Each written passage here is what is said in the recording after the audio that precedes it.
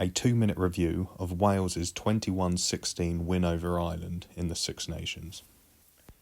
The defining moment of the first half was a red card to Ireland's Peter O'Mahony for a dangerous clear-out of Thomas Francis in the 13th minute when Wales were 3-0 up.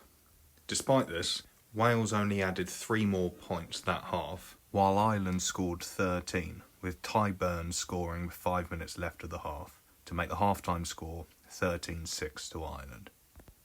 Wales grew into the game in the second half and saw a lot more of the ball, and tries to George North and Lewis Rees-Zammit, as well as a penalty to Lee Halfpenny, gave them an 8-point lead. But a late penalty to Billy Burns gave Ireland a losing bonus point and a chance of winning in the final minutes. But they were unable to score, meaning Wales won 21-16. 3 talking points from the match.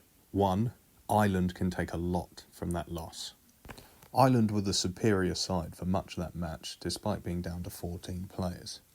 And when bearing that in mind, a losing bonus point isn't a bad result. And while Wales did win, the fact that they kept Ireland in the game for most of the 80 minutes may be an area of concern. 2. James Ryan's absence. The Ireland lock went off early in the first half with a head injury and didn't return to the game.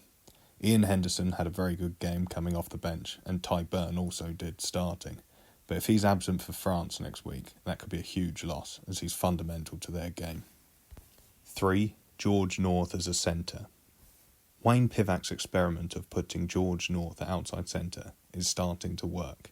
He not only scored, but showed some good distributions for that position, even though there are a lot of question marks over him going into the match.